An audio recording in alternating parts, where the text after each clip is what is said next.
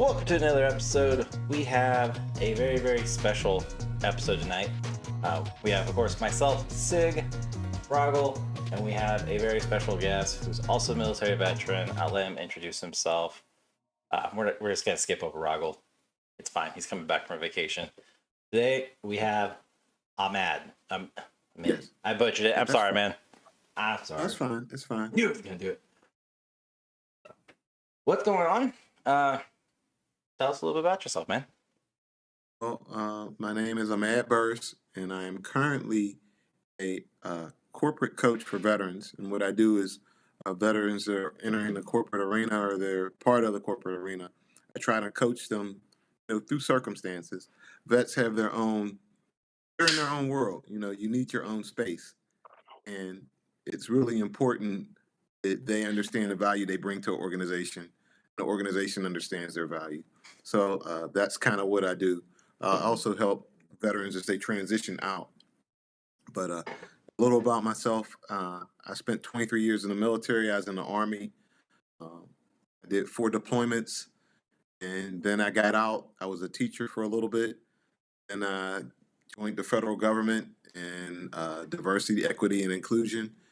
And then I'm in the right now transitioning from my federal job to my full-time job or my full-time career choice as a veterans coach. Nice. That's just a little bit about me. I'm real simple. 23 years in the service. I mean, you definitely have. I mean, I'm sure you have a bunch of stories, and especially deployment stories. If you don't mind me asking, where were you deployed? I was Desert Storm, Bosnia during the ethnic cleansing, Afghanistan, and then Iraq. Oh, nice. What was your MOS? I was in 11 Bravo. 11 Bravo. Okay. All right. So I was. I was 11 Bravo, 11 Charlie, and Okay. Sig, you were in the chair. Where at? I was in the chair force. I was a 1 in 4. I was network and signal analyst, so nerdy guy. It's funny. I have friends that are from different branches, and everyone makes fun of the Air Force because you're jealous because they had better barracks, Yeah, a lot of better stuff. But now the new kid to make fun of is the Space Force. It's like they're getting it worse than anyone ever got it. Like, wow. So, they really are getting the shaft so much harder than the Air Force ever did. Like, at least there was an understanding between all the branches. Like, we knew who could handle this shit, and that was fine. Yeah. Better life, better food, better barracks type thing. And the Space Force doesn't even stand a chance. They're like, what? Mm-hmm. Yeah, okay. Yeah. Let me tell you some stuff. Like, yes, I'm not the butt of all the jokes now. And there is one veteran that does a lot of social media, Nico Ortiz, who does the Space Force version. He wears the tinfoil hat and then has the small hands on each one of his fingers, and he talks to a potato. So it's just one of those things. It's all veterans within the community talking about and making fun of other veterans within the community and everything too. So it's one of those things. If you're not in the community, looking at it from the outside, you kind of look at like, why they all make fun of each other, but it's all it's all good and well within. Yeah. Always within, never without or outside. Yep. Man. And that's awesome. I mean, you have both of us be, I think, even collectively. I clearly did 1 term, and the entire time I was in Ramstein, Germany. So did my stint, got out. I didn't care for the politics was inside the intel community, so it wasn't for me after that. And then Roggle, why don't you tell about what sub-branch of the Army you were in? Not the active duty. We were good. We were good with just Army until you had to point it out. I did. Okay, yeah. I was National Guard. Yes, I was National Guard. We did two tours though with National Guard. We did Afghanistan and Iraq as well. So yeah. Hey, both of. Yep. See, I had both of them there. So yeah.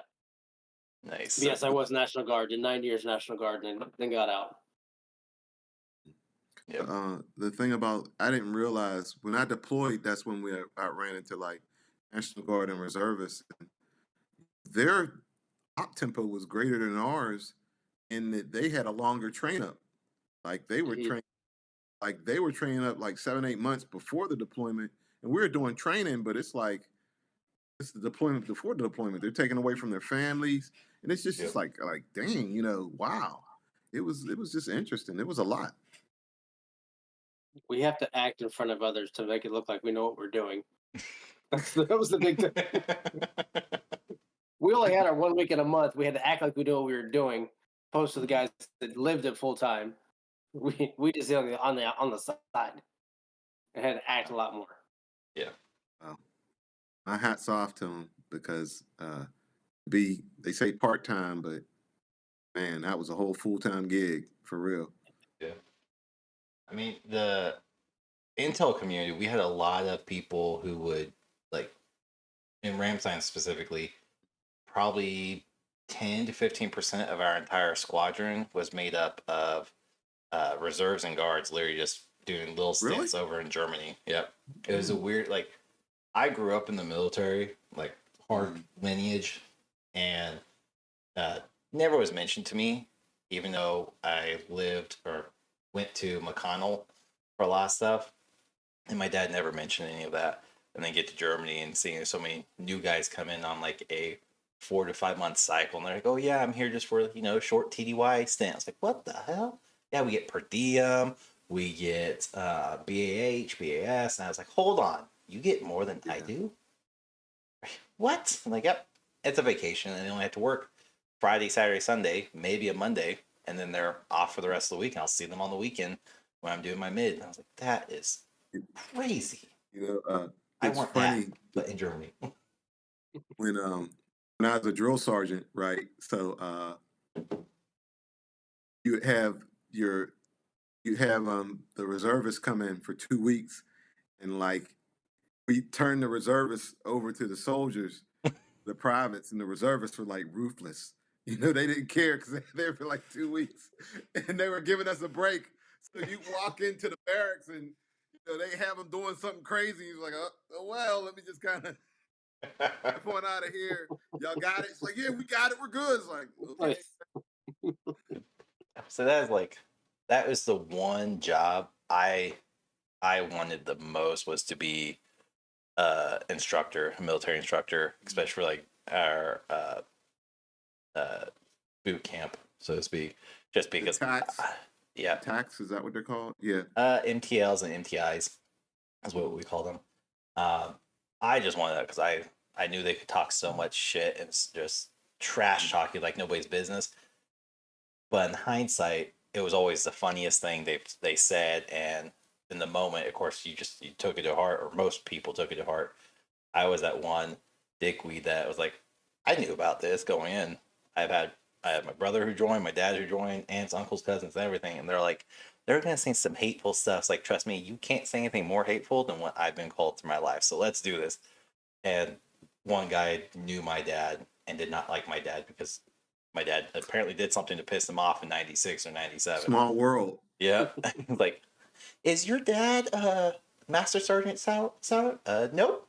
He's senior now. He's senior. Oh, yeah. V9. Yeah. So E8. He's like, so sorry.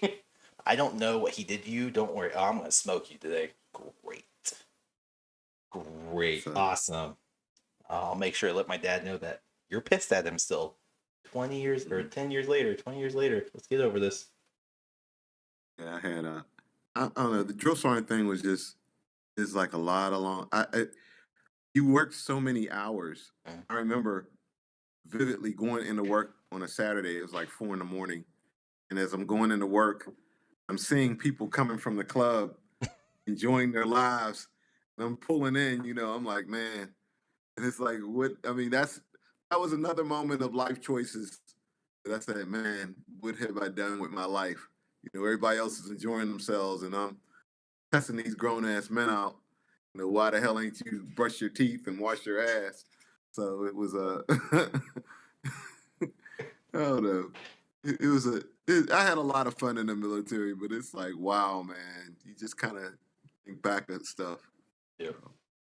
So from you got it in '89. So I mean, you would see a lot of transition and differences within the military from late '80s into the 2000s. I mean, just that variance in. I mean, how many different uniform styles did you go through? Just in See, that from. no, I didn't only went through a couple. I went through the regular the camouflage. I didn't get the OG 104s like the all Mhm. green nice uniforms though. I didn't get that. So I got the regular camouflage, and I had the DCUs. Then the uniform after the DCUs, they're like light green. I forgot what pattern they were called. And those because I retired in that uniform, so I only had a couple. Uh, but I was at the old guard, so I did ceremony, so I already had a Mhm. set of blues. So they also had the green uniform. The I forgot what the nomenclature is, but The itchy ass green.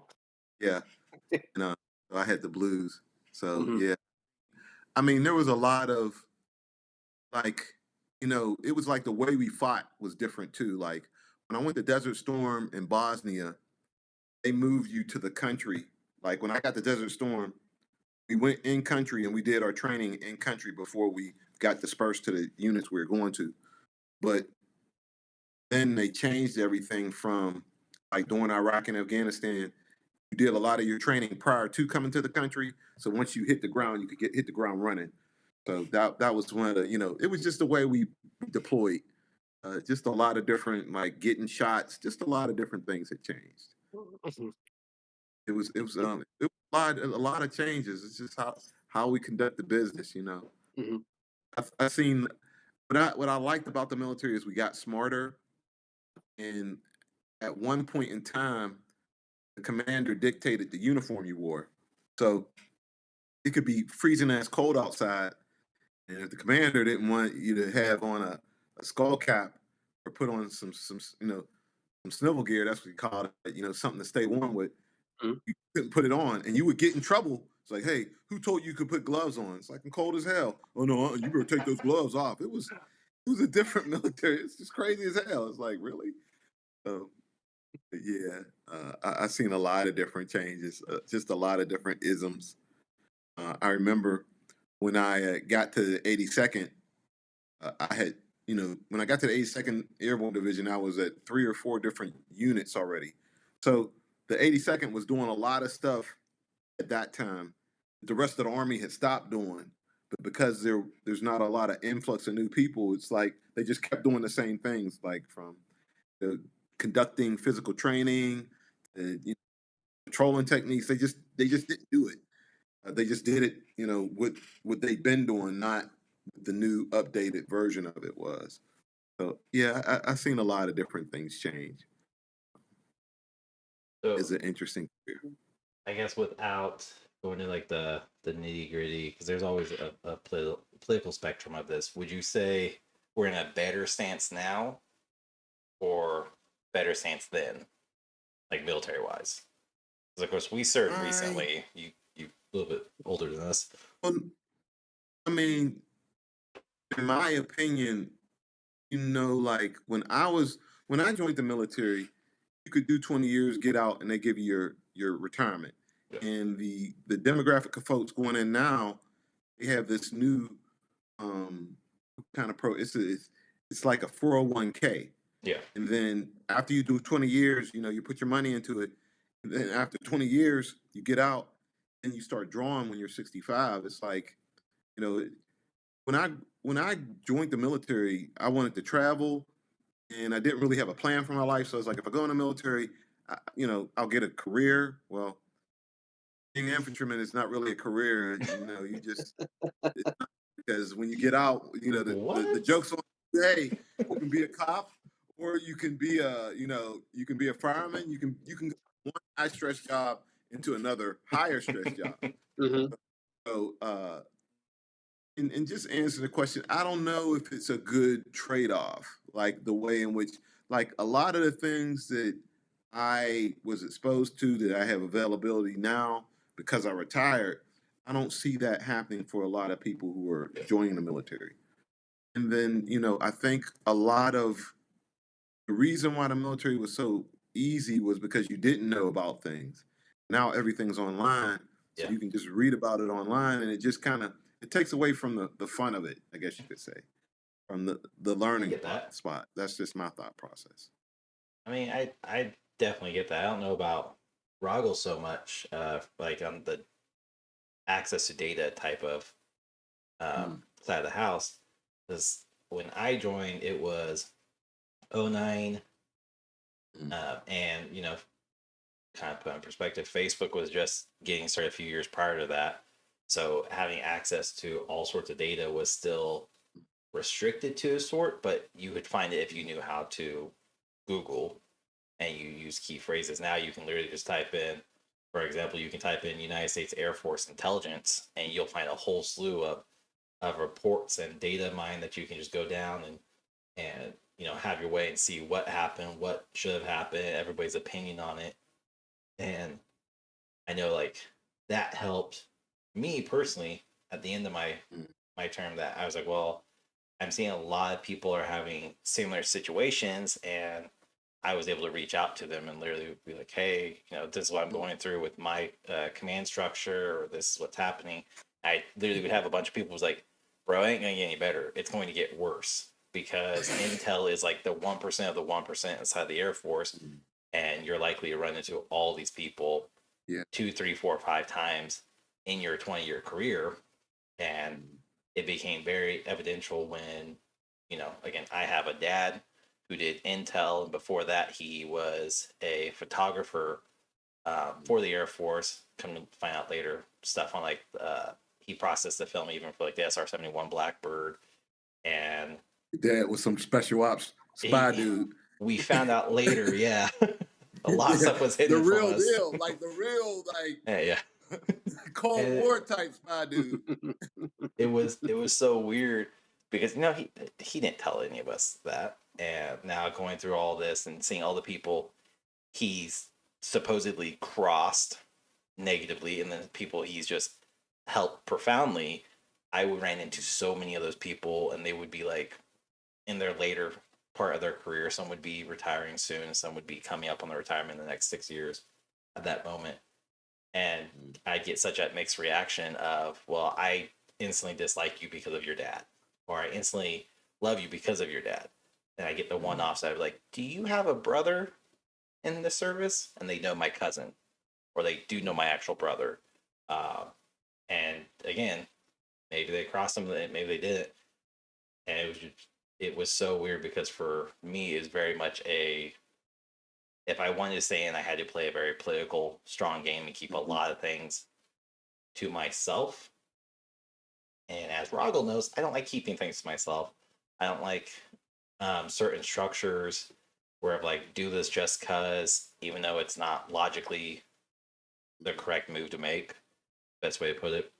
And then we've had missions where we've lost people on an intelligence mission that I was helping with, and an E7 decided to not listen to everybody on the floor, do what he wanted because he's been there for so long, and he didn't do it. And we lost a couple people, and he was never blamed, and that kind of like didn't sit right with me. And then long term was, well, what are we gonna do about it? Nothing. Okay, well, I don't like that. I can't live with that on my conscience, so I'm gonna finish out my term. I'm gonna peace out. I'm done. So yeah, I don't know how Roggle is with that. No, I don't Sorry, know. I mean, your guard, reserve, whatever. No, I mean, really, it's, I don't know. Kind of did my time and got out. That's all it really was. I got in for wrong reasons, I guess, but I don't regret the things that I did. But get in for money and education, which I got no money or no education. So it worked, I guess, for what I got in for. But the connections that I made and the relationships that I found throughout it, the biggest thing that I took from them. And then just the stories that I have from it too. But yeah, I don't know. It was definitely an enjoyable time for me. I got in 06 and I got in 15. So wasn't bad. I made my rank and where I needed to, and then taught the right people that I needed to before I got out to make sure that they understood what they were doing before I got out as well. So I passed on what I could, the little bit that I knew. That I know, have no idea what it was anymore. It's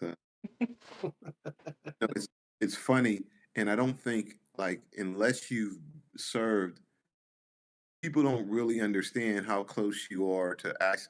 Like a lot of folks do their job to actually do your job, like whether it be in the field and things happen, and you're so close to what's going on. I don't think unless you like when you talk about losing folks and you're like this happened, you feel some type of way. Yeah. But it's like it's like I get that.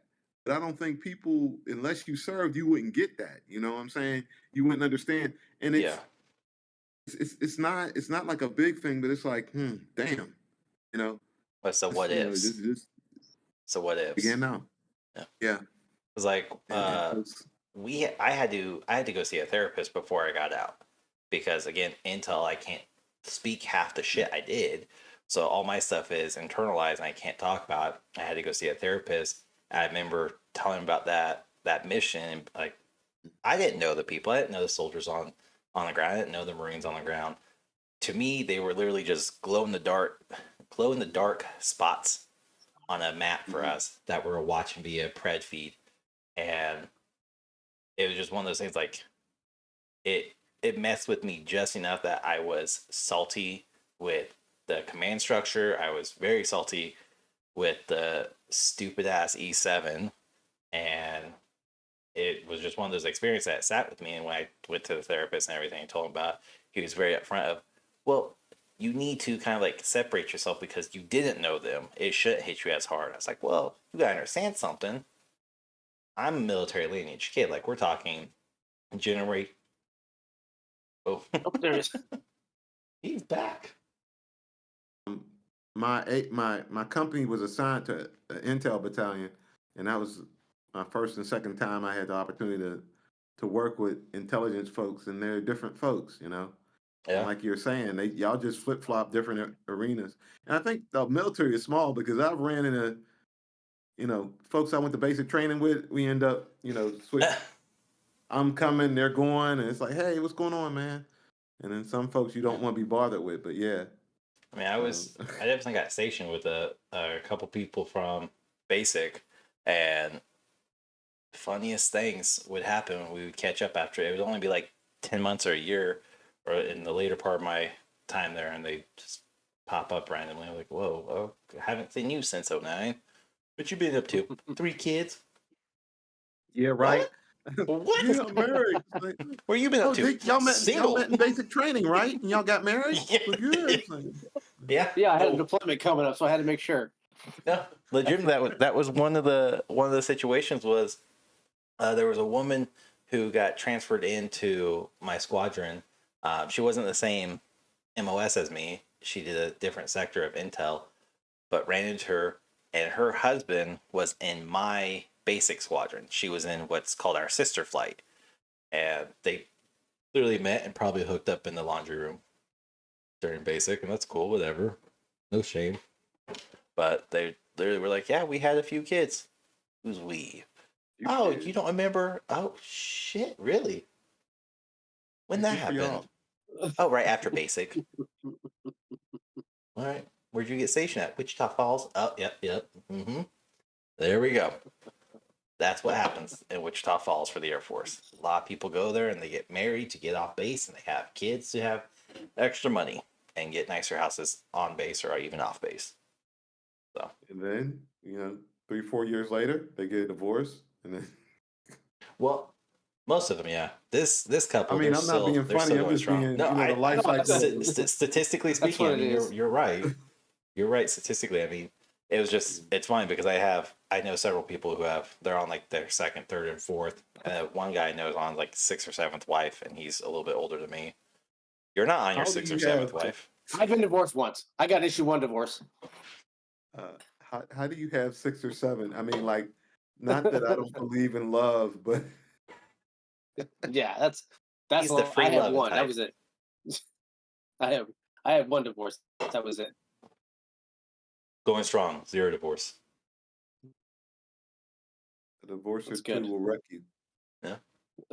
I made sure Will wreck you to. mentally, will wreck you. And that's, I mean, and that's like another thing that service folks are dealing with. Hey, you're deploying. Oh yeah, your wife wants a divorce. Oh, your kids. I mean, it's Yeah. just like it's like dealing with stuff like that. Like another conversation. The only people that would know is just like, hey, he's like, yeah, I came home and the house was empty. It's like, oh man, I'm sorry, dude. Hey, come on, let's go get drunk. I mean, That's the answer. Yeah, that's a normal response. Get your mind off of it. yeah. And what's kind of like funny is I made sure doing what I did in the Air Force, I didn't want to have a significant other. I didn't want to have a fiance or a wife, whatever. So I was single the entire time. I made sure of it.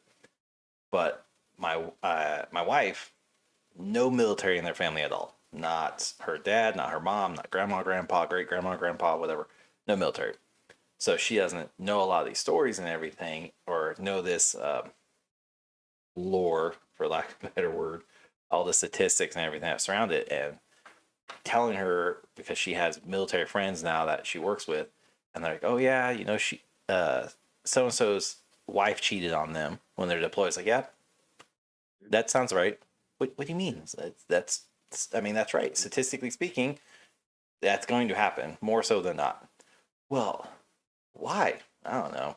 You need to ask that person, because I could not tell you at all. I made damn sure to never have a girlfriend, never have a fiance, never have a wife, because I heard nothing but horror stories from so many people, and even to this day, other than like my mom and dad, who struggled very hard because of him being in intel. I think I can name 2 people who are still married to this day, and the rest of them divorced and kids, no kids. I have a bunch of couples, and I say a bunch, like at least 5 or 6 that were married. That when I came in, they're still married. That they went through some trying tribulations. I mean, some challenges, and I'd seen. I didn't make it though, but they did. So, and I'm happy for them. But it's like, nah, I'm a statistic. I'm just letting you know, I'm a real statistic. All that you talk about, oh yeah, I experienced it firsthand. I'm not saying what happened, but I'm just letting you know. No, that's accurate. I mean, like, I have a good Marine buddy who I met here in Kansas, and his wife, or his ex-wife, literally he went and deployed to Afghanistan. He did back-to-back tours in Afghanistan, and in the time, he said he spent 18 or 20 months over Afghanistan back to back. And in that time, his wife then was cheated on him with multiple guys, took his truck that he invested like $120,000-$130,000 to rebuild, took the house, took the dogs, took the cars, and just took everything. And he didn't even find out until he got back a year and a half, almost 2 years later. And all there was literally a manila envelope stapled to his door on base that basically said, you've been served, you're divorced now, all your assets are over here. And he had to pay back alimony for them. It was just a nasty situation. And he's like, I don't recommend it for anybody. If I do it again, wouldn't do it. What state was he in? He was in California at the time. Like there are certain states like North Carolina. If you're a Marine, if you're a soldier, if you're if you're airman, and you're getting it. I'm just letting you know the system is designed to make sure they get it out of you. Yeah. Well, we know you didn't cause this. However, you're still going to have to do A, B, C, and D. It's like, wow, really? I mean, Yeah. So I mean, I was telling I don't know. I think things are changing now, but a lot of times I don't think soldiers have. They don't have the ability to kind of fight for what's right. Number one, because you're gone, you're serving your country. What are you supposed to do in Afghanistan? I mean, there's nothing you can do. You just got to deal with that. You got, you're taking that one on the chin. But that's unfortunate. So Yeah, And I it's mean, uneducated at that point too, so they don't know what they can and can't do either. Yeah. They don't have everybody telling them, "Hey, here's your options. Here's what you can do." You have somebody saying, "Here's what's going to happen to you." And at yeah, that point, you're like, "Okay, well, I got to pay all this money out. I have to deal with this." And nobody on the back end is trying to help you out. It's always like, "Here's what you're yeah. going to do. Deal with this and move on, and also focus on what you have going on at the same time." And that's It's where like tough. all this access to data is I mean, it's growing exponentially day after day, year after year, that it's becoming helpful. Like, yes, on average, military members are going to be screwed over, especially in like a divorce, whether male or female. They're going to be screwed over. But at least with all these, like, even I've seen tons of TikTok videos. There's YouTube channels devoted to like helping soldiers and Marines and airmen and sailors.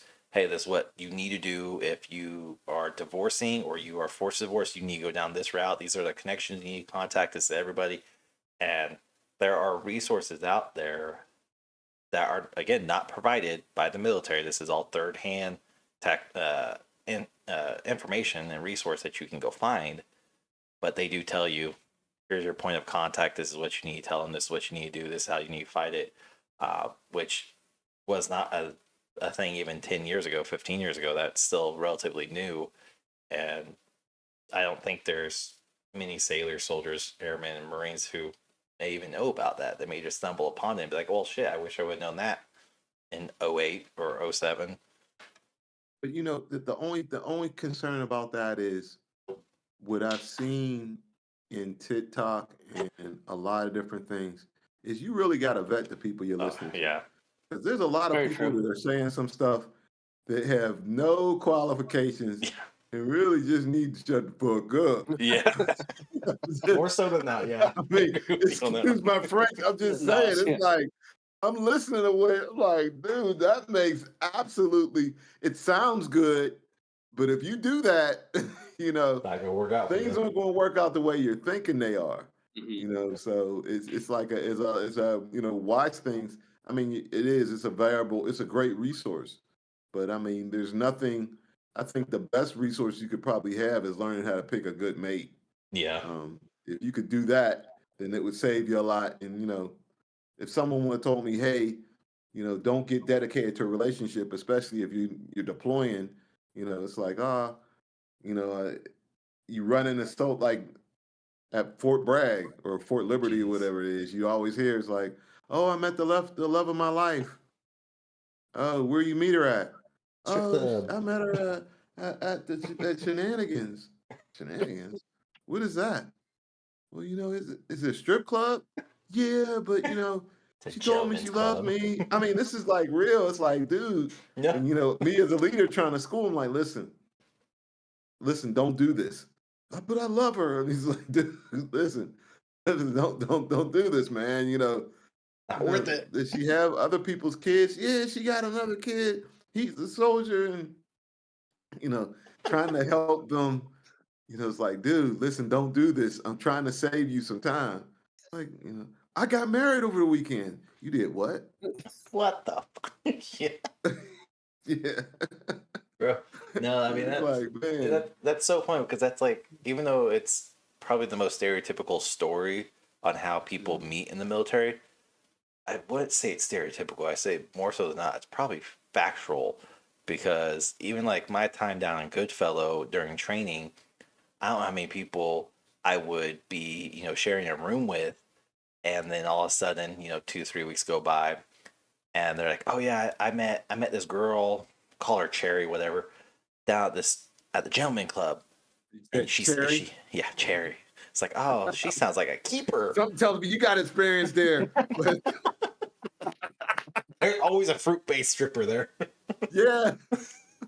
But it would always happen where they would be my roommate for like 2, 3 weeks, and then out of the blue, oh hey, I'm moving off base. What the hell? Were you remember Cherry, the girl I was telling you about? Yeah, we got married, so now you get to move off base, and now I don't have to come to formation. I don't have to do PT with you guys. I don't have to do this or that. It's like, all right, 6 months down the road. Hey, I'm back. Back. Oh, cool.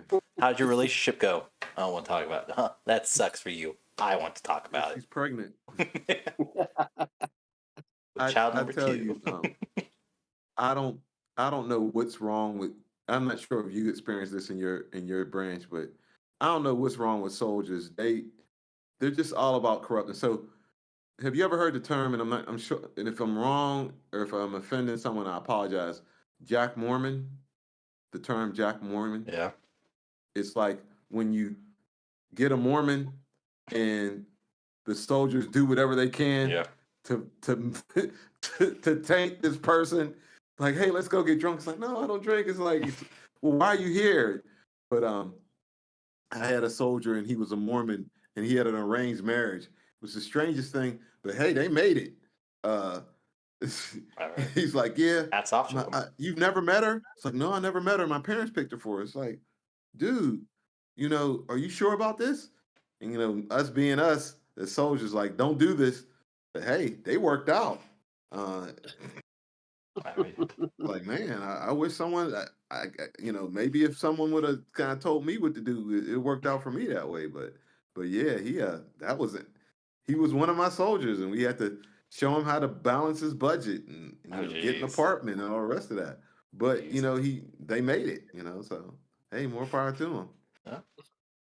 I mean, I'm sure you guys had it. Wichita Falls had the worst case of it, but we had dorm bunnies or barrack bunnies is what else we call them. Basically, women.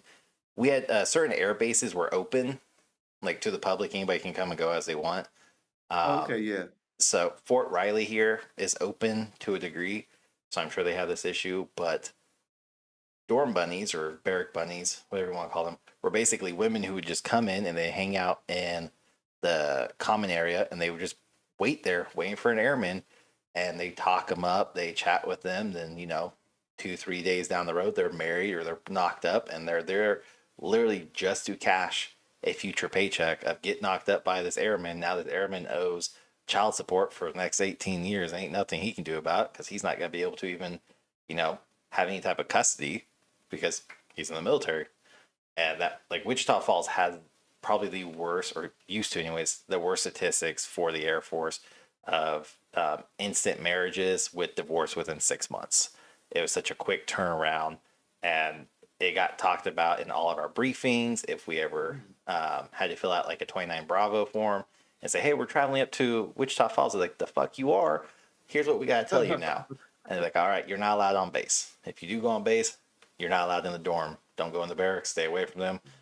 Don't trap yourself. It's going to happen. Don't do it. You're going to hate yourself in 2 years' time. I promise you. And they were just very glib about all of it. But we had a dorm bunny issue, specifically in Wichita Falls, down in Texas, and then elsewhere that had open barracks too. So, or open bases, sorry. Well, I know when I was at Fort Lewis, so I came in '89, and like I said, the military changed a lot. So I was in an infantry battalion, infantry regiment, 9th Infantry Division. They ended up deactivating around 91 or something like that. So uh, first armed policy was no women in the barracks, period. It was the infantry, all males. And, you have these females scaling the side of the building to go up to get into rooms. And, they have the CQ, the one who's like guarding the barracks, they're going through the rooms, knocking on doors, kicking these females out of there because, it was like, it was just, I mean, at the time, it made sense. No females in the barracks. Yeah. None at all. Like, First Sergeant didn't care because what happens? There's alcohol there. You find out she's 14 years old in the freaking barracks. Yeah. Or, you find out she is actually the sergeant major's daughter. Yeah, I've had that and, issue. People, they make cadence and sing songs about it, but I've seen it happen. Yeah. I'm saying literally the sergeant major's daughter was running around through the barracks and, it's like, what the hell? So it's like I said, it was a different time period, and I don't think those things have changed. But it was just, you couldn't, Google someone to find out who they were. Oh, there was no background checking. There wasn't no way of identifying, and I was talking to a friend of mine. So we did, and this tell you how old I am, I guess.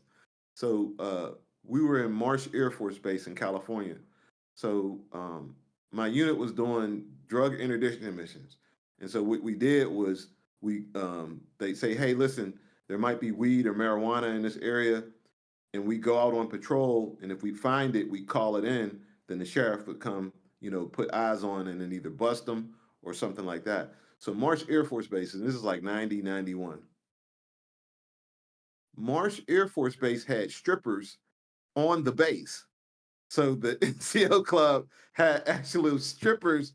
So we're an infantry company, right? We're there to do this, and we go to the NCO club, and it has strippers in it. And it's like, so infantry company, strippers. Not good, not good. Not good. I mean, it was wild. But the situation wasn't good, or the strippers weren't good?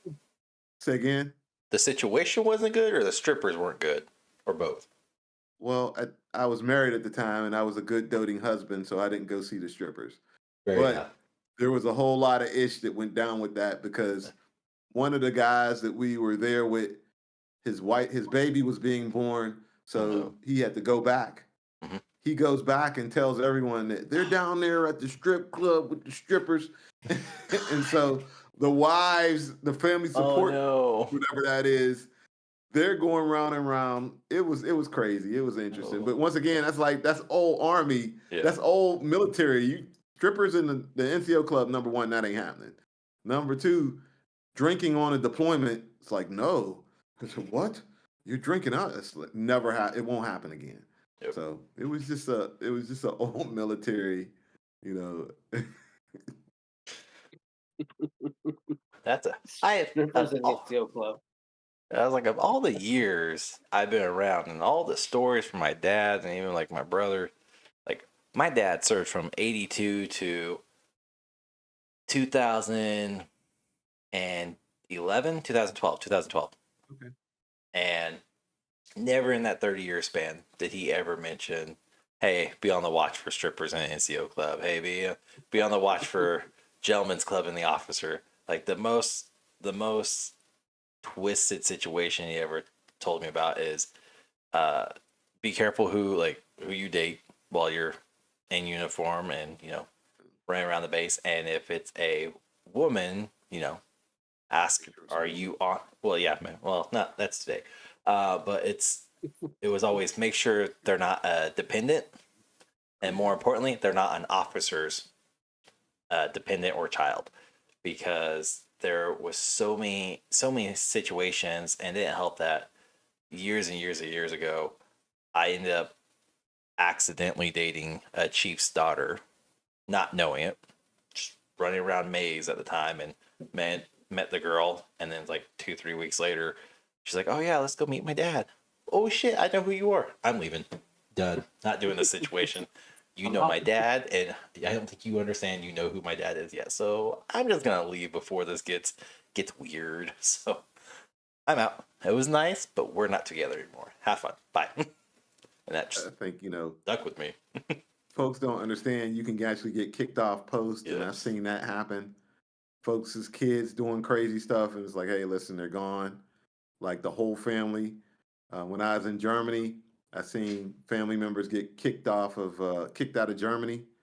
A friend of mine's wife was fighting in a club all the time. They kicked her right out. It's like, nah, she's lost her sponsorship. She's going back to the States. It's like, man, This is wild. I mean, we had to kick a Marine out of Germany before because of a weekend. He may have brought up World War II and Nazis, and got my ass kicked just by being American affiliated with this dumbass in the bar while I was hanging out with my buddies. So yeah, he got kicked out. He got his ass beat, sent down to the station, had to be rescued by his officer, and he was on the next plane that Sunday morning. He was out.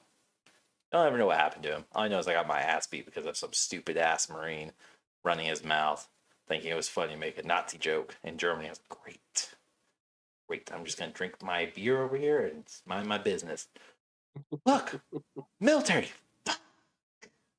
Well, what brought you two together, and what made you want to start a podcast? Him and I. Because I really Your turn, appreciate Roggle. what you do. I think it's just cool. How did we Is that started Predator out behind you? playing. What? What's that? Is that a Predator? Yeah, back here. Yeah. Yeah. I have a little bit of a problem when it comes to Predator. That's why I love the movie. So, Oh my and goodness. I He's a actually predator bought this himself. one in Mexico. I go to Mexico quite a bit, and it was filmed out in Mexico. And so whenever we go, there's statues everywhere. And so I have a bunch of them upstairs as well. But I buy What part of statues there too. Mexico? Down in the south of Cancun area Okay. was where I go. Down Campeche, an area like that around the Mayan ruins. Okay. There are a lot of kind of Okay. like bazaars and stuff like that. So they sell a lot of those there, and I always every time I go down, I buy one or two, and I've got a collection pretty much of them. But yeah, it's my favorite movie and like that too. So I have a lot of them. Cool. So yeah, that's the biggest one I have. It sits there. Yeah, as far as him and I coming together, we both we played video games quite a bit, and we were both just in a random Facebook group. Yeah, a military Together, and organization then group. yeah, it was, and then I don't even know how we met some odd random way of I got selected for something You want to tell for me like the game of the month or story? yeah, go ahead because my memory sucks. No, that's cool. I said hi, he said hello. I don't know.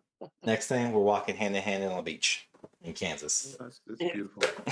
It is. It's a very glorious moment. No, so we're both part of a military organization or military veteran focused organization. Not gonna drop names for personal reasons on it, but I was in charge of a subgroup inside there for streamers, content creators, and everything. And Rod was selected for Streamer of the Month. Simply meant he was streaming well enough. He was bringing eyes to the organization, to the NPO. When you say streamer, you mean like on what Video stream games. though? Like Twitch. No, so Like Twitch. on Twitch. Okay. Yeah. All right. Yep.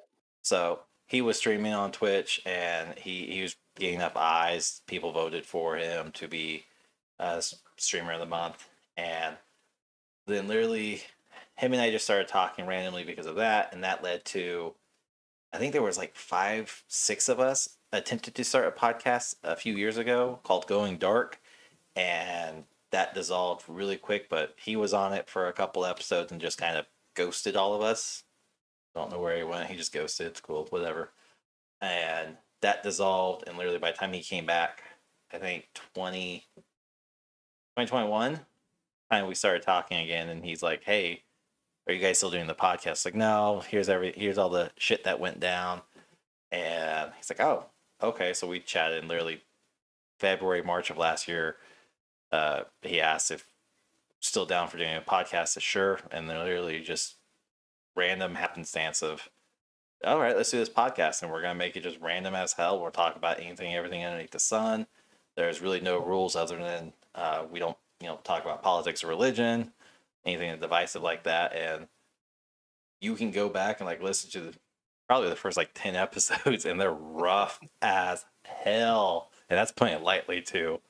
And now, I mean, I feel like we're off the rails of just doing all sorts of stupid conversations and moments on here from, we each enjoy, we talk about things we enjoy. It's all natural. So you name it, from video games to movies, TV shows, food, barbecuing, smoking meat, Dad life, and yeah, dad, parent.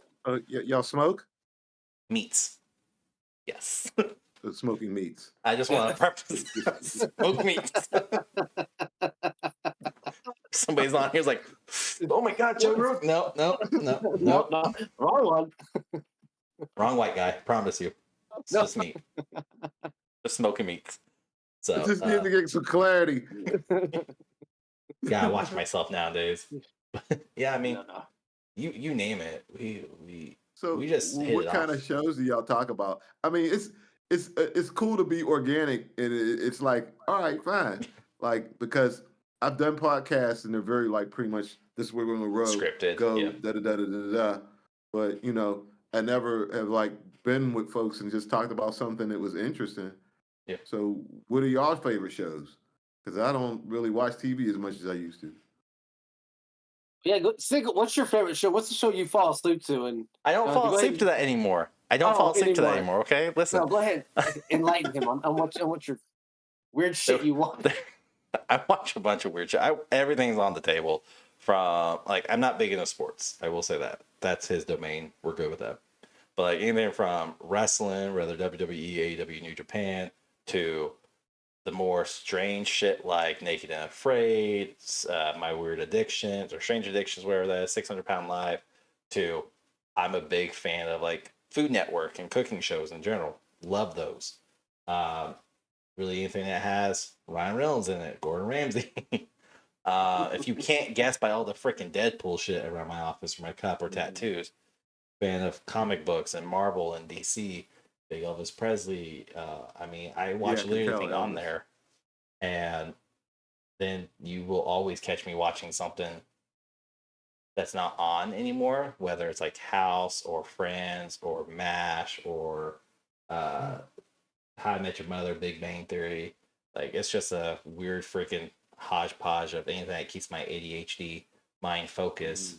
I watch it, so I'm all over the place though. But yeah, there was a stint where I was going to bed watching Naked and Afraid. I'd fall asleep in the middle of it or at the end. We have a whole episode of that, so he's a little bit more common with his TV shows.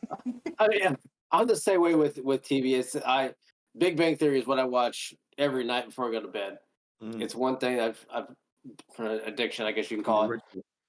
So we'll watch that one. It's easy to listen to. I don't have to pay attention to it. I can just kind of have it in the background, and it's easy just to fall asleep to. And it drives people nuts because I have to sleep with the TV on because tinnitus. I can't sleep with silence, so it drives me nuts. But like October, and I'm sure Stig's gonna say I'm slacking on it, but October is a big month. Normally, I love horror movies and like Predator, and I've got Pennywise here and a whole bunch of other stuff too. But I love horror movies, and that's the big one. But I watch a lot of B-rated horror movies. I don't watch the ones that are like Freddy and Jason. I watch a lot of really odd ones like Rubber, which is about a tire that kills people. There's other ones like that.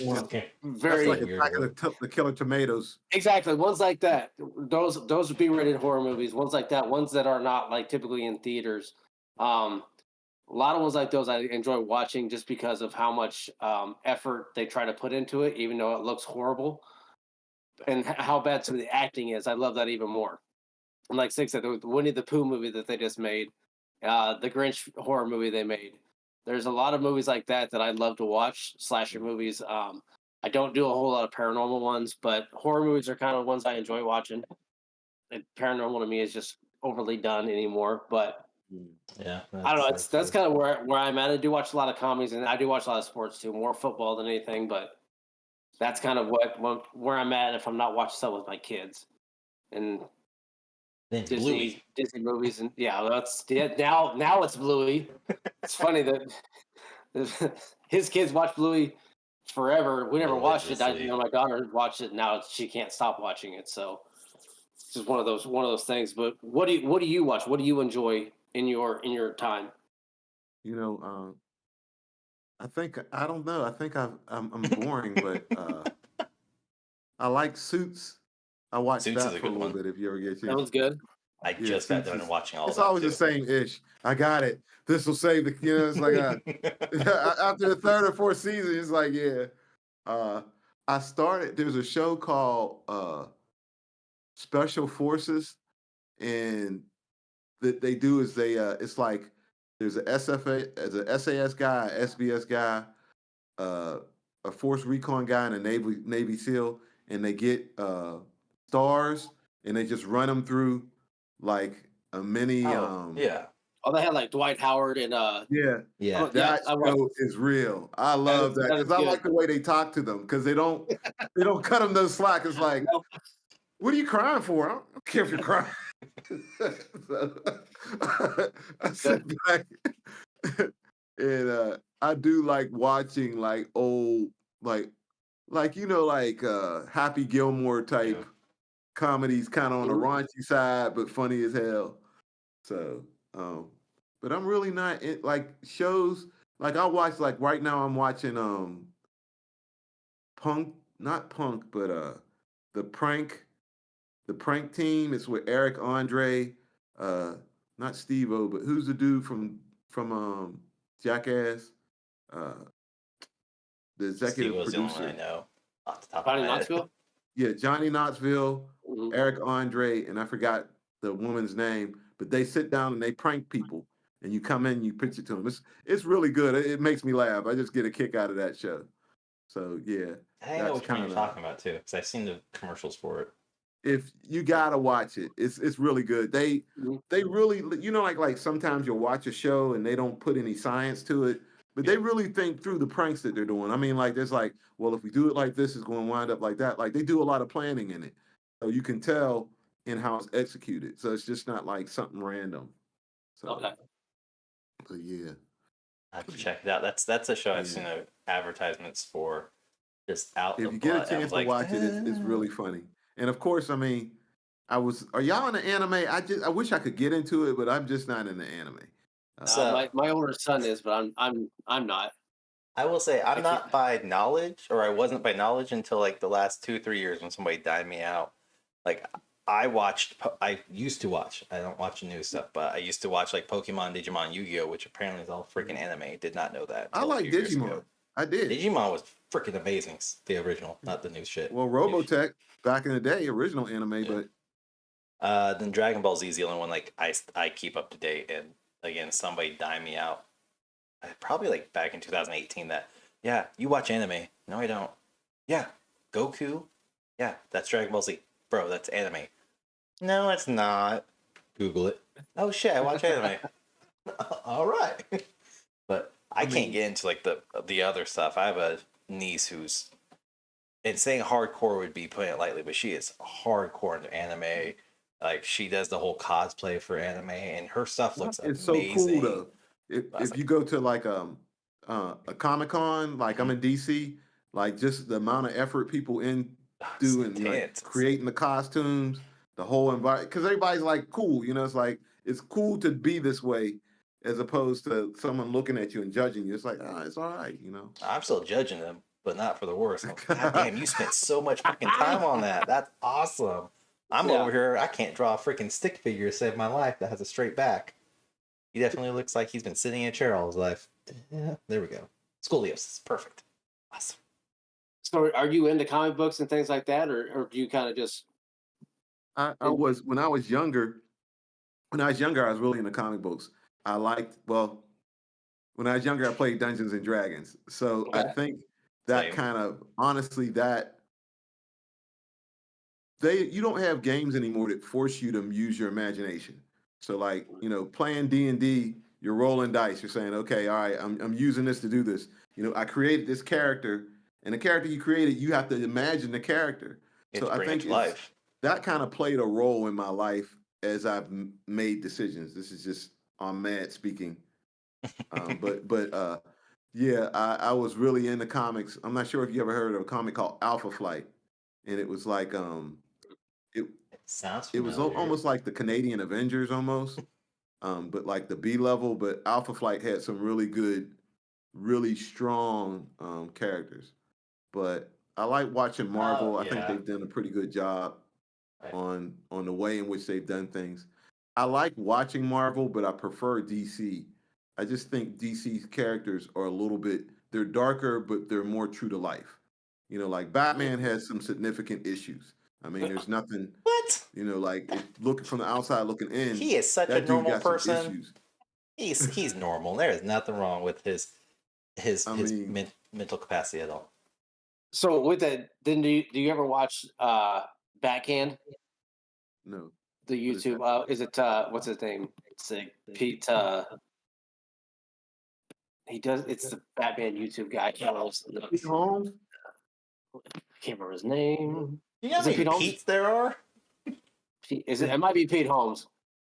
He does the full Batman suit and all like that, and it's just comical in the way that he does it. Yeah, that when he was beating up the clown. Yeah, Tell me where it is. exactly. Yes, yeah. He does that. And I watched it earlier. He was doing firing of the Justice League. He's firing Wonder Woman, firing Cyborg, and then as Cyborg's walking out, he's like, "Cyborg, play light jazz," and you hear music playing out of Cyborg. And Cyborg's like, "I fucking hate you." It's just like, Cyborg, stop. Batman, Cyborg, repeat this song. Cyborg, Volume 10, and it's getting louder as he's walking out. It's like, "I fucking hate you, Batman. You're an asshole." I know what channel you're talking about. I don't know his name, but yeah, I know it. Oh my goodness. Yeah, that dude, he like if you look at the older ones, like he had the back signal and he was talking to Superman. And then Commissioner Gordon took his glasses off. He's like, "Where'd you go? Tell me." And he put the glasses back on. He's like, "I'm right here." Oh, yeah. Oh my goodness. I mean, like that is some creativity. Mm-hmm. Yeah, he's definitely done very well with that channel. The firing of the Justice League was pretty damn funny. In some of those. So yeah, he fired Aquaman too. yeah. But it's DC. You're right. It is a different world when it comes to between DC and Marvel. Why we had the same like I said, the same conversation. It's a little more dark and mature on that side. But have you seen the new Flash movie? That ass movie. I didn't care for the new Flash. And but I'll tell you, have you seen the cartoon Flash? What was it? Oh man. So anyway, the movie was kind of following the cartoon because in the cartoon, the Flash goes back and he jacks everything up. And then Bruce Wayne's, instead of Bruce's parents dying, Bruce dies. Yeah. And then his dad ends up becoming Batman. And the dad that becomes Batman is ruthless. He kills people. He don't give a damn. Yeah. So like it was I like that cartoon. Like I didn't care for the movie because it just kind of missed the mark for me. I wanted more from it. That's just me. That's on par I though liked with that DC they had in like the movies. Superman's cousin and all the rest of that. But what is it? It was the paradox. It was a time paradox. If you had a chance, it's a cartoon and it was based off of a graphic novel, but it was really good. So, what's your opinion of the movie? How you like it? I don't like the guy that plays Flash. I have a hard time with him since the movie he did with Amy Schumer, and he had some weird scene in that one, and it just threw me off of him as an actor. But Ezra Miller's not a good actor. Like he's not, but and even his older stuff, he's not good. He's very monotone. No, He's the same person. The thing I did like was him playing off of it was the same, obviously talking in mirrored, but the two Flashes going back and forth, I thought was comical in that way. But other than that, it wasn't that good, and I'm hoping that obviously everything is going to be dropped, redone, and again for the third time or fourth time or however many times it is now they're going to redo everything. This is a fourth official reboot or restart. The only DC that I've liked and been consistent so far, and it's only one season, is a Peacemaker with John Cena. That's the only one that I like. Do you watch any of the cartoons? Because DC Unlimited is really good. Young Justice League is really good. If you get a chance, like I didn't know, what is the guy's name with the silver helmet? Okay, so what was the DC movie before Black Adam? Yep. With The Rock in it. With The Rock in it. Yep. Yeah, it was just I liked it, but DC always kind of misses it. Did you watch the Avengers, or not the Avengers, but Justice League, Zack Snyder's Justice League? Yes. Now that I thoroughly enjoyed that. I just like the character development. Yeah. To me.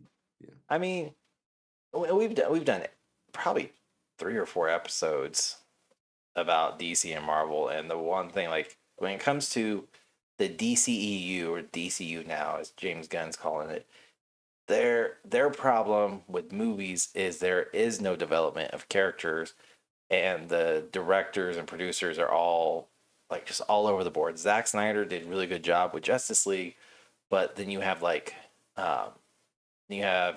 Batman with Christian Bale and Christopher Nolan. Yeah, Nolan. Those 3 trilogies, amazing. But then you have Aquaman with Jason Momoa. Okay, it didn't really like build his character. It didn't do a proper character arc for him. And then you have Wonder Woman, who the first one was, it was good. It wasn't great, but then you have the second Wonder Woman, trash. It made no, like, there was no continuity between the two films, and it's all over the place. And like, I like the TV shows, I like the cartoons, I like the comic books of DC, but the movies are just, they're not there. And hopefully James Gunn and Peter, what's his name, can actually build this properly and get this off the ground to actually not compete with Marvel, but to branch out where everybody has a different thing to watch. Like the latest Batman with Robert Patterson, I liked it. I thought the dark, gritty look of it finally worked. Christian Bale did an amazing job, but also, Robert Patterson did not do a shit job on as Batman, playing a dark, gritty, and getting down with violence rather than peaceful shit. Well, the only thing about that Batman, one of the like, I like Batman, but I'm like not dark. I'm not deep into Batman. Yep. And one of my friends was explaining like, Batman is the master detective. The number one G, and in that role, he played more of a detective, like putting things together, Yep. than the other Batmans. So I actually like what's his name as Batman? Big Boy, Ben Affleck. I like his portrayal of him. In my opinion, I thought he was kind of cool. It's like, all right, I can see you. I didn't I see will, him as first, but I, then I I was like, will give it to okay. him. He had potential, but I don't think Affleck was sold on it himself, because you can definitely watch his movies and be like, okay, this feels super phoned in. This feels like he just didn't give a damn this day in production, whatever it was. Um, I don't know. He's okay for like myself. I'm not sold on as like Ben Affleck in general. I'm not sold on him. He's hit and miss as an actor, in my opinion. I have a lot of time to watch movies. I'll tell you one more Marvel series that I really like, Daredevil. Um, The I like Netflix one. got a chance. Say again. Netflix one. Yeah. Okay. Uh, Daredevil got busy. Daredevil put the beating on some folks as well as the Punisher, and the violence is what I liked about it. I was like, yeah, they're getting down. They're not pretending. The Yeah. Daredevil and the Punisher put their work in, and Yep. I think the only problem with DC is that DC is trying to be like Marvel, but it just needs to go all the way dark. Not Yep. dark to the point where kids can't, but it's just they need that because that's what their characters are. They're very Yep. dark. They're not, happy go lucky. So. And we've talked about that before. Even like they need to go more on the adult slash darker side. Still be able to introduce teenagers and kids and everything, but they need to separate themselves. They cannot compete with Marvel. Marvel's had the lead on the movies now for what, 15 years, 20 years, something like that. We didn't. I don't remember. Captain America. Yeah, very long time. So, but I mean, Marvel for the most part. Also, we've talked about. There's a lot of rip-off characters in Marvel that come from DC just to like poke fun or say basically like we can do it better, and they did. You have Deadpool, who was a rip-off, and now he's more popular and more loved, and more taken in even by families than Deathstroke ever will be.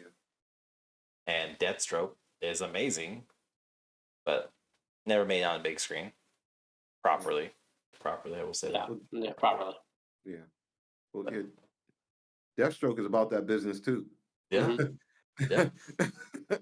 No, I mean, That's what if they wanted to reboot everything, and we talked about it, if they would start with Lobo as either Momoa doing that one as your, the Deadpool style. I mean, I can see it. That's the Wow. one that there would be a good rated R style for them to kick off DC with and be very dark in that one, because he's the fourth wall style villain character as well. But I don't know. That's why I just want to see that one done, but done correctly. They also need to take a page out of Marvel and do TV series that can tie into the continuity of the universe of the movies rather than you have Teen Titans. What, you have like 4 or 5 different Teen Titans now out on TV, some cartoons, some not, and they're not interconnected. There's no connection between all of them. It's just, here's a standalone. Then you have your TV shows like Flash and Green Arrow and Gotham. And Gotham was set up perfectly to have a future Batman and Riddle and Catwoman and Joker and Penguin and all this like Batman universe was set up in Gotham. But again, there's no connection between that TV show and any other show, let alone any other movie. It's their own little micro universe, and it doesn't work because, like, my wife doesn't care, or she doesn't watch or read comic books, so most of her information comes from me, the super nerd. And she's like, "Well, what's this? What's that? Did this connect to this TV show? Did this?" And I was like, "Yes, let's just watch." And we binge watch Marvel, and so she can connect all the pieces. And then when we try DC, she's like, "Wait, wasn't this person? Wasn't Riddler somebody else?" Yeah, that's a whole different show. Okay, well, wasn't Will Smith in the last one? Different universe. Don't worry about it. It's like there's no connection between any of it. It's just a hodgepodge, literally shit thrown out of the ceiling, see what sticks, and it's not great. And hopefully, under this new direction of James Gunn, they can start piecing everything together, do the longer formatted stories via TV shows, lead into movies, and it just works better than here's 2 hours. Let's throw the Justice League together. By the way, no, there's no Cyborg backstory. There's no Superman backstory. You just have to know who he is and what he's about. Batman, Wonder Woman. Nope, don't worry about them. Like, there's no story integrity for any of it. It's just hope you know your shit. Good luck. Well, I think the Flash was a good series. I Yeah. mean, it was. I mean, because it brought everybody in there. It's like, oh, this is where this character comes from, and it lets you know where all these, meta humans started popping out from. So I thought that was a really good series. Flash and I mean, Green Arrow were amazing TV series. I never watched Green Arrow, but I know he got busy. Yeah. It's pretty good. They did mix those two together, and then also the Supergirl episode as well, or show. They That intertwined all was- 3 of those together. It was not very well done, but you couldn't Supergirl do as a another whole just Superman. wasn't great. Yeah, I mean they had Smallville, and that was good how it was, and they couldn't do it again. So Yeah, I think Superman's like it's like a cash cow almost. It's like, you do whatever you want to about Superman, but It's I a think you got to develop some of the other, not as well known characters. Yep. From DC, if definitely DC, but yeah, some of the other known characters. I think that's important. It would work best for them too. Like Rago says, do Lobo. How many people actually know who Lobo is, or what he's about, or what he even does?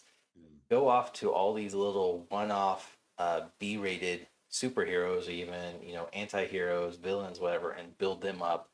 And in the long run, sure, have them face off against Superman. You don't need to do a backstory on Superman. We've seen him. We know who he is. We understand where he's from. We get it.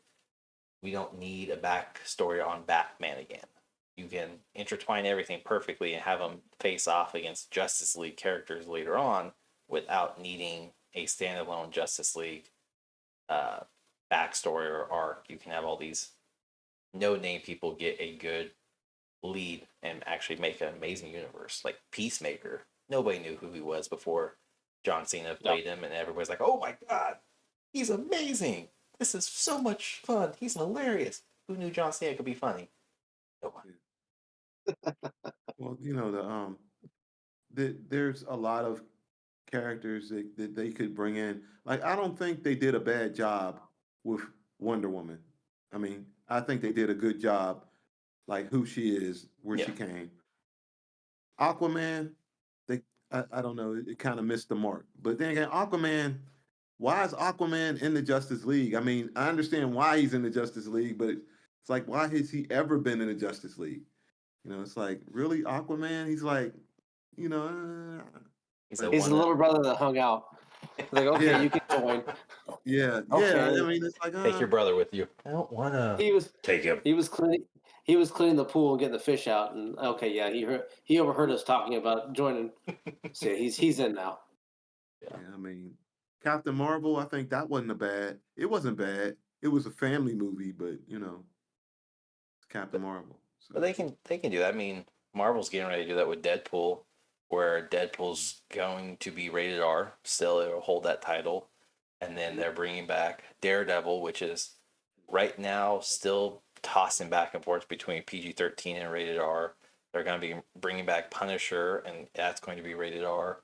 Like Kevin Feige's starting to actually work and allow rated R shows and movies to be produced, but also they can dip their toes in these PG-13 movies because they don't have to swear, they don't have to kill a bunch of people. They can still introduce Deadpool into the Avengers or into the multiverse and have him just be, hopefully, take over Stan Lee's place and just be the little cameo, the little one-offs that you're like, oh, he's in this movie. Okay, there he is. And that would be best for somebody like Deadpool.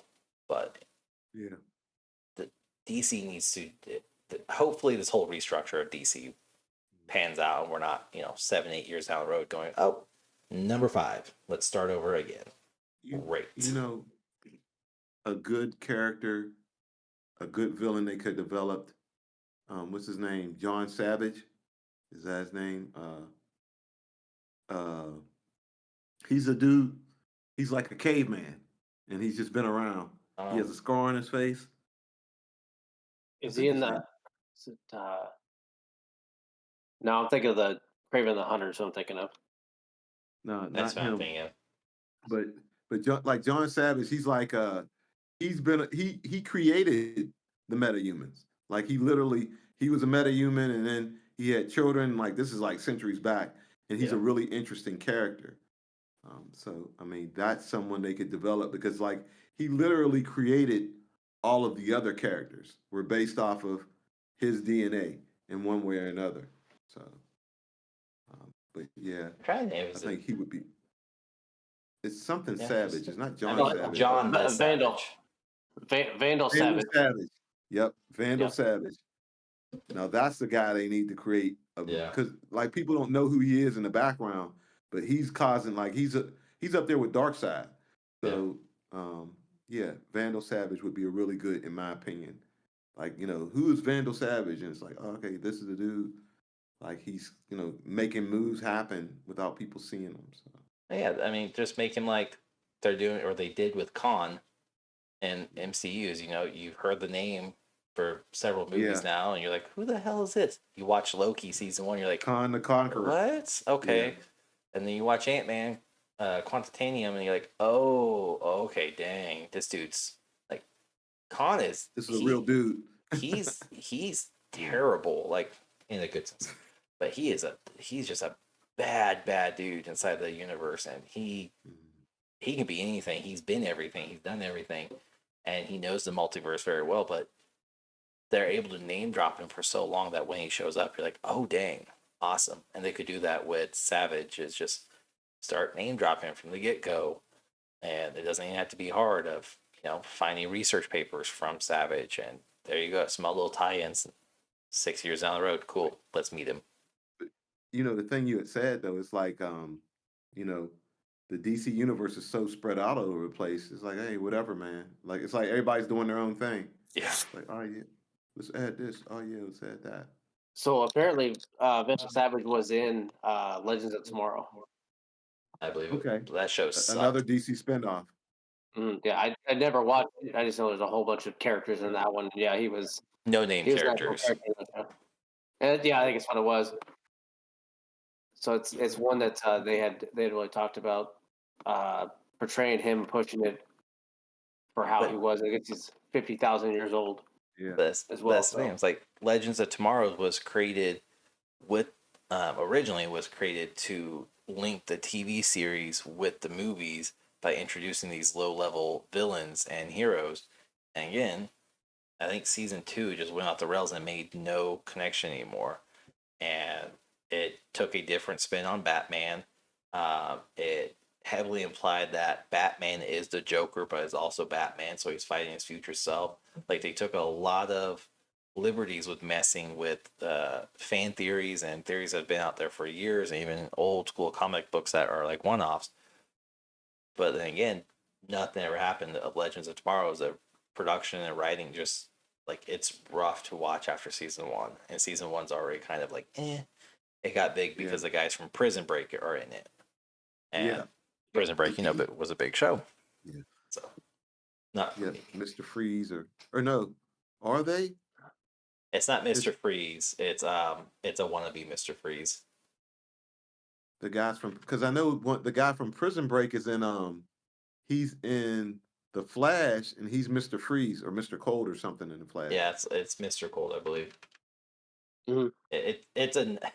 It really feels like a knockoff of Mr. Freeze, and that's like, that was the weird thing. I don't think a lot of people took the show serious at all because you're trying to figure out, okay, are these real villains, or is this a spoof of DC? But they're saying they're DC, and it didn't make sense at times. It was really, really rough for a lot of it, honestly. Because I think my wife and I watched two or three seasons, and I think it was three. We got halfway through, and we're like, okay, we're done. Can't do this anymore. It's not making any sense. That's kind of. I got through 4 or 5 seasons of The Flash, and I really liked it. I really liked the way it was written. Like, introducing folks like Plastic Man. It just it was cool. But then I was like, oh man, this is too much. I got tired of watching it. Mm-hmm. How about Star Wars? Yes. Me, anyways. I like Star Wars. I'm not big on Star Wars. I'm in Intel. Really, anything nerdy, you'll probably catch my attention really quick. Like I did D&D. Star Wars. I like a lot of the offshoots. The Mandalorian. That was really cool. That was a good one. I like that one. And then I didn't start watching it, but a Kasla, that the Jedi. Oh, the new one. Yeah, the new one. That one's good. Is it? Oh, that I would probably say it's, in my opinion, better than Mandalorian because it's tying into a lot of gaps that took place between episodes that you now are able to figure out, and there's ties like Darth Maul, and there's one episode, without giving too much away, there's one episode where a lot of people, I don't see it this way, but there's a fan theory going out there of like them proving that Jar Jar Binks will be in this series later on, and we'll see him as we won't see him like directly, but we'll see him as like a silhouette type, and supposedly the kind of like Palpatine, he's in charge of all of it. That big fan theory where they kind of make whispers of it, but it's just BS for right now. People are really just pulling at strings out of nowhere. But it's a good series. I would highly recommend it, especially if you like Mandalorian. You'll love this one. Yeah, the Mandalorian was. I mean, it's kind of cool that they can make standalone series to stand alone. I mean, yeah, they're part of it, but but trying to watch Star Wars back, I'll tell you, what was it? They had Rogue One. Have you ever seen that? Yeah. It's like, man, now that was enough. I thought it was really good. It was really short, but it had everything that you needed, Yep. So. No, I mean, I agree with you. That was a short and sweet type. Like, it had the right story laid out and properly done where you could understand it and not have to rewatch everything. But I'm telling you what, I'm trying to get my kids to watch Star Wars, and that is not working in my favor at all. I mean, hell, my son, he just turned 4, and he's really big into Power Rangers right now. Like, he found the OG 90s Power Rangers. This motherfucker won't let me watch it with him because these are his Power Rangers.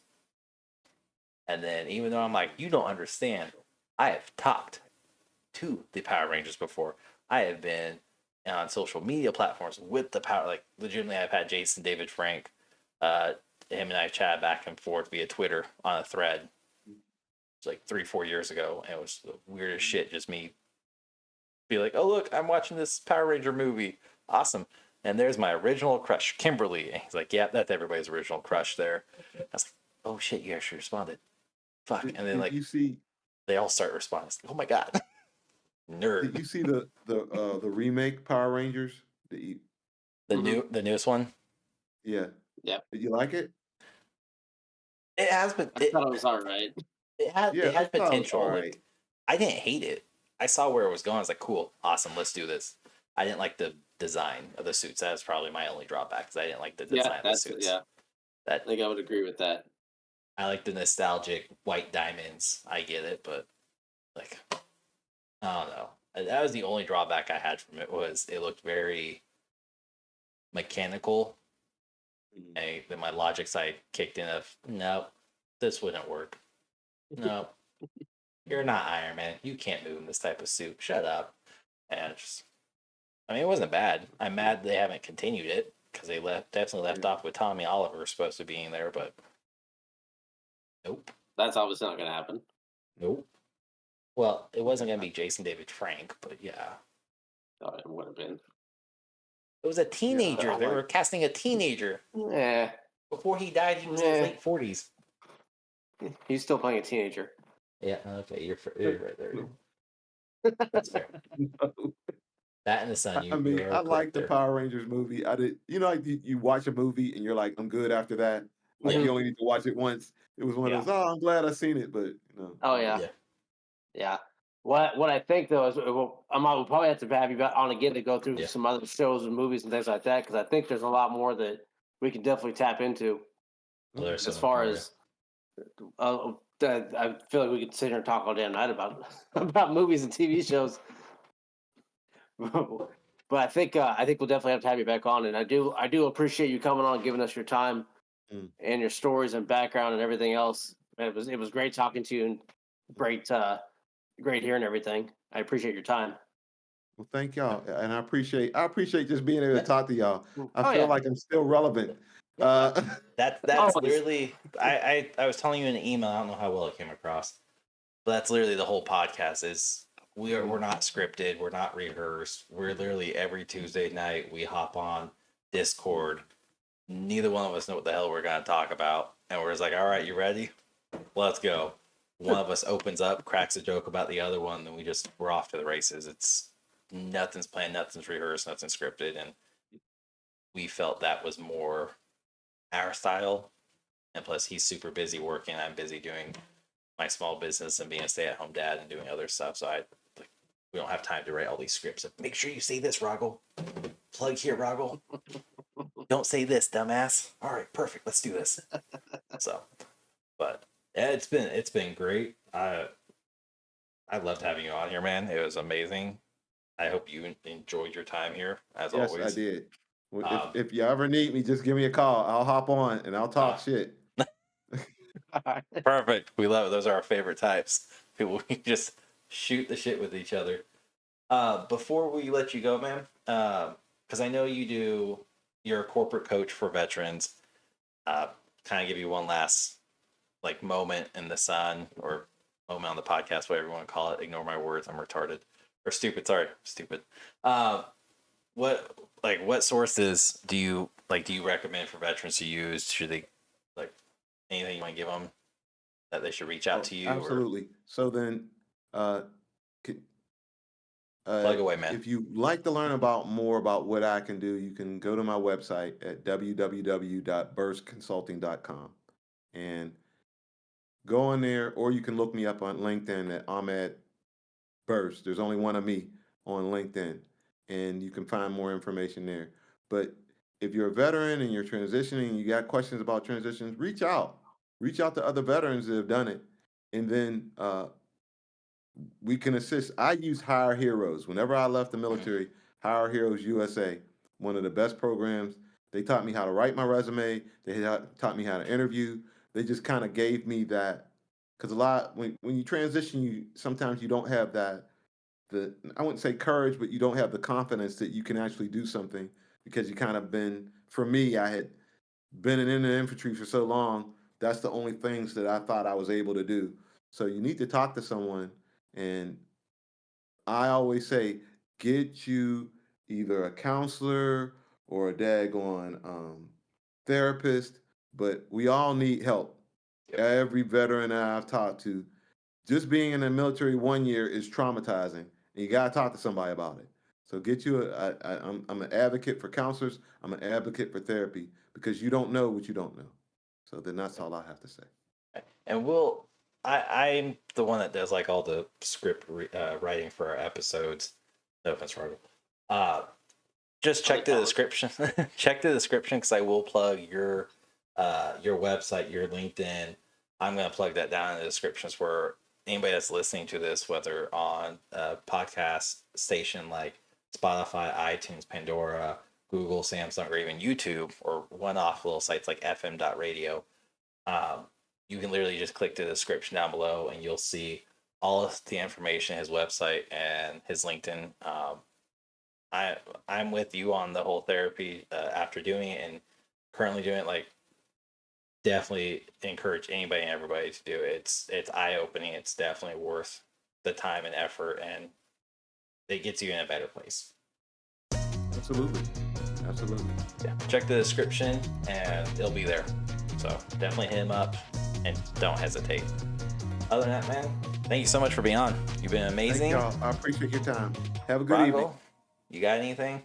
I know you do. I got nothing else. I appreciate you coming on, giving us your time, dealing with our shenanigans and craziness. We'll have you on again. Man, I appreciate it. Again, thank you so much. Till then, bye, bitch.